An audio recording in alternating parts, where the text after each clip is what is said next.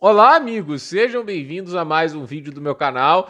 Eu sou o Lucas Knipe. Olha, quase que o Flamengo cometeu uma resenha, né, de perder para o Estudiantes e ser eliminado nas quartas de final da Libertadores. Parecia improvável, né? O jogo de ida, 2-0 para o Flamengo, jogando muito bem, e 2-0 com 10 minutos de jogo. Todo mundo achou que ali viria um grande massacre. Eu entendo que houve lá todas as grandes polêmicas de arbitragem do primeiro jogo, mas ainda assim é uma vitória 2-1, entende? Longe de ser uma catástrofe gigante, né? O Flamengo tinha totais condições de manter o jogo com tranquilidade, mas não foi o caso. O Flamengo, ele levou o empate no placar agregado, né? No caso ali 1-0 do Estudiantes, chegou a levar 2-0. Eu acredito que na hora que saiu o segundo gol, boa parte dos torcedores do Flamengo, olha, deve ter tido aquele sentimento, mas quando sai, né, o VAR anulando, eles limpam o suor da testa, né? Mas fato é que assim, criou pouco.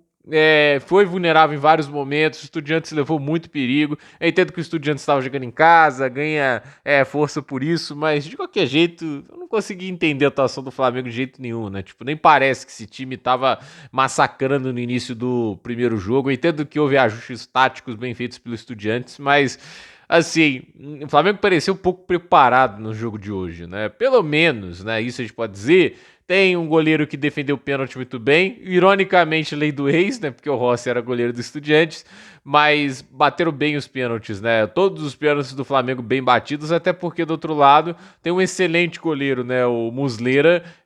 A gente lembra até da Copa de 2010, meu Deus, como o tempo passa. Lembrar de Gana e Uruguai na Copa da África do Sul, o Fernando Muslera defendeu pênaltis naquela partida, mas a questão é, tipo, enquanto que eu voltei no tempo, o Muslera ainda tá catando, né? Mas é um ótimo defensor de pênaltis, então tinha que bater bem e todas as cobranças do Flamengo foram muito bem batidas, difíceis demais do goleiro pegar, teria que antecipar com muita, mas muita precisão.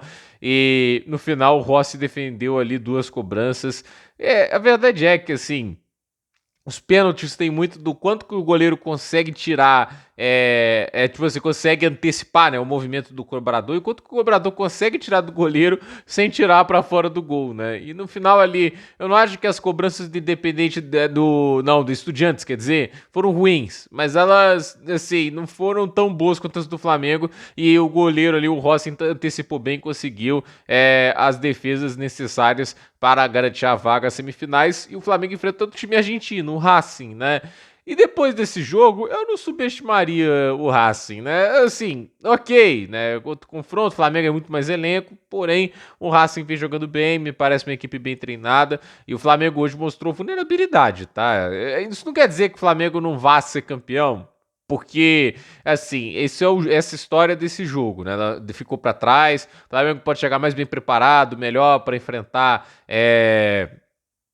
o Racing, né? Mas verdade seja dita, né? Alguém imaginava que esse jogo seria um drama? Alguém imaginava que esse jogo seria decidido nos pênaltis? Acho que ninguém imaginava. Todo mundo pensava que seria um grande passeio do Flamengo e não foi, né? E o fato de não ter sido um grande passeio, para mim, é um sinal assim de um Flamengo que talvez achou que ia ganhar de qualquer jeito, que ia controlar o jogo com muita facilidade.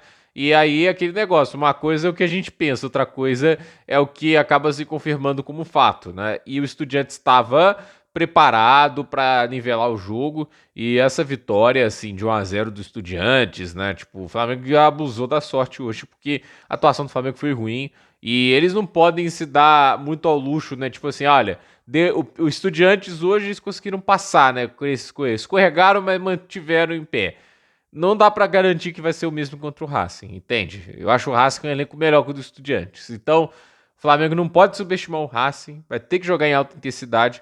E eu acho que é aí que fica aquele problema de você estar dividindo o foco em duas competições, seja Brasileirão e Libertadores, você não pode abaixar o nível em nenhuma delas, né? O Flamengo já teve o tropeço ali no Brasileirão contra o Vasco, né? E hoje essa derrota, isso tomara pro torcedor do Flamengo, né? que não seja uma baixa de energia, né? Porque isso pode acontecer. O time tá ali gastando energia sem parar e assim, o fato do Brasileirão estar extremamente apertado não dá o direito do Flamengo ficar fazendo muito rodízio e preservação, porque aquele negócio, eles não podem abrir mão de pontos, né? Então, se é cansaço nesse momento, se é um desgaste físico, se é um momento de saturação, é o pior momento possível. Mas isso a gente vai ver nas próximas rodadas e, evidentemente, quando começar as semifinais contra o Racing. Até lá, é aquele negócio. São 2 jogos aquém, são 2 jogos que sim podem ser observados como um problema, mas não comprometem ainda a ponto de, tipo assim, o Flamengo não ganhou nenhuma competição, título, né? Mas a gente vê, né, como as coisas mudam, né? Quase que o Flamengo é eliminado da Libertadores hoje, né? E o Palmeiras depende apenas de si para ser campeão brasileiro, então, aquele negócio, não tem nada decidido ainda, né? Vamos ver o que acontece, né? O time tem chances de ganhar grandes títulos nessa temporada, mas tem rival, o Palmeiras está jogando muito bem, tanto no Brasileirão como aí na Libertadores. E assim, né, não tem direito à queda de nível em nenhum momento, porque isso pode custar um dos 2 títulos ou se bobear até os 2. Então, gente, por esse vídeo é isso. Dúvida nos comentários, deixe seu like, se inscreva no canal, compartilhe esse vídeo e até o próximo vídeo.